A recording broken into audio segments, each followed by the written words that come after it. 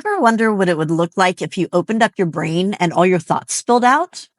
Yeah, I made that out of paper. In today's video, I'm crafting a flip open brain map using vintage ephemera, a little humor, and just enough washi tape to hold the chaos together.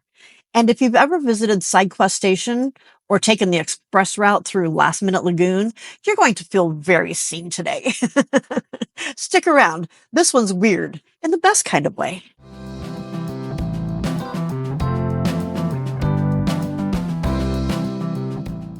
Hi, it's time once again for coffee, crafting, and cats with the Ginger Cat Lady.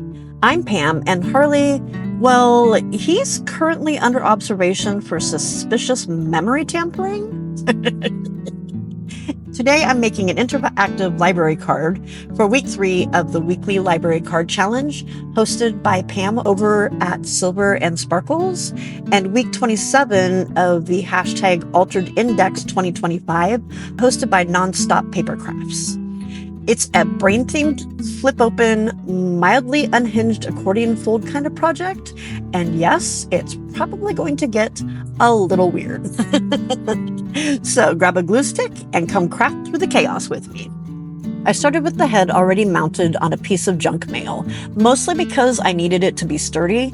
This is going to be an interactive flap, and the last thing I want is for it to bend or wrinkle every time that it's opened. I also covered the back with some especially yummy coffee-dyed paper. I could have used just plain cardstock, but I figured if you're going to open up someone's brain, the inside should at least be a little grungy and mysterious looking, right?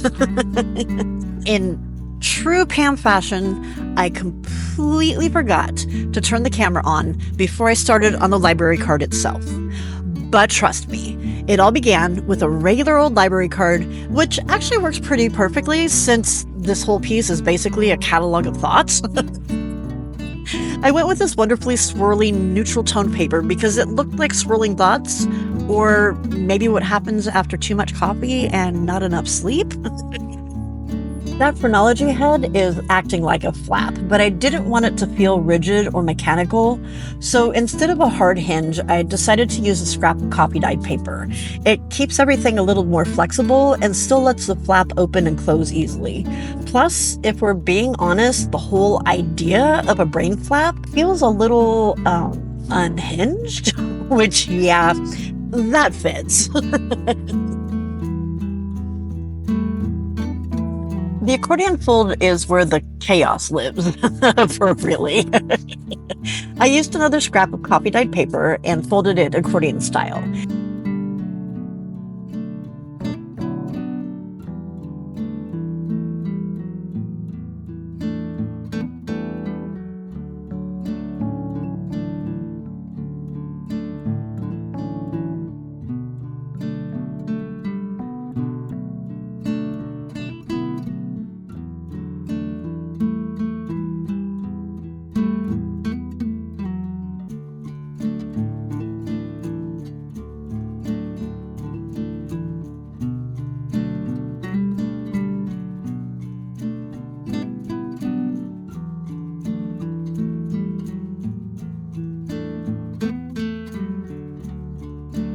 Each panel got a little label, not to define the brain, but to acknowledge the mess in a way that's kind of playful.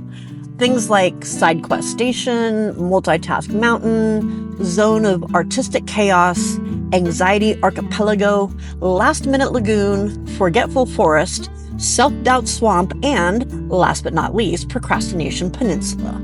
All very real places I seem to visit regularly. This wasn't about being clinical or literal. It's more like, if my brain were a map, here's where I'd scribble in the margins, you know?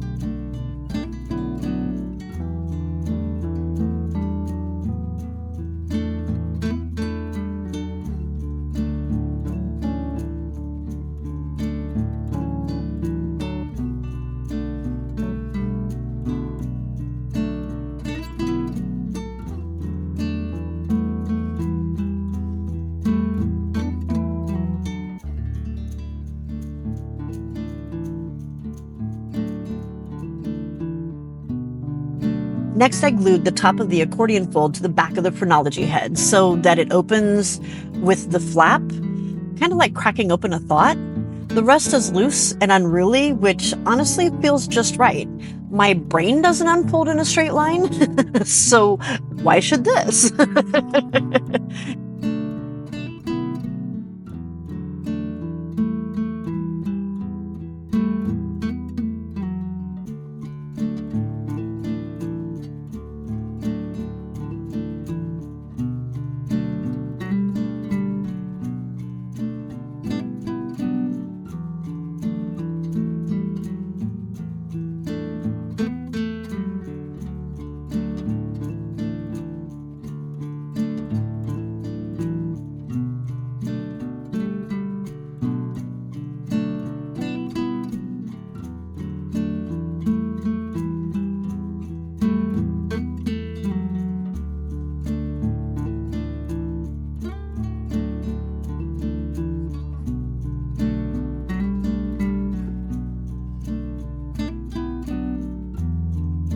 And note to self, it's a whole lot easier to ink things before you glue them down.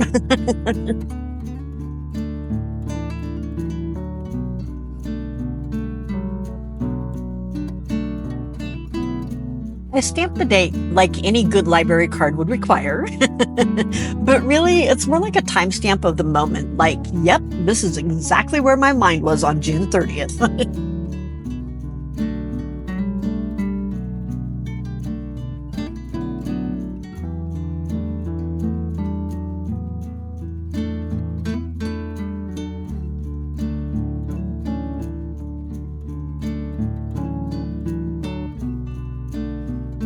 Then I added a couple butterflies to the library card, partly because I love the imagery, and partly because it felt right to have something beautiful emerging from the mess. Transformation, flight, all that deep metaphor stuff. But also, I just liked the way it looked.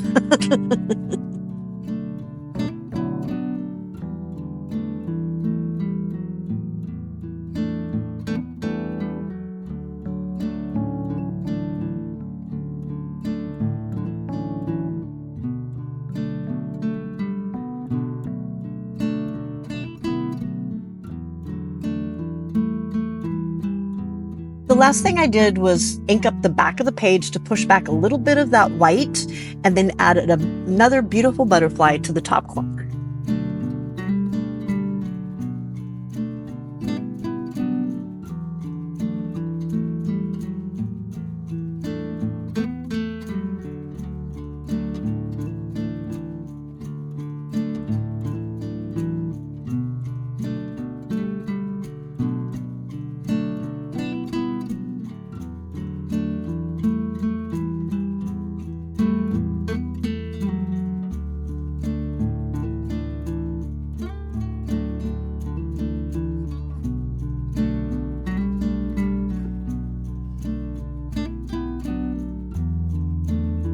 So that's my accordion fold brain map.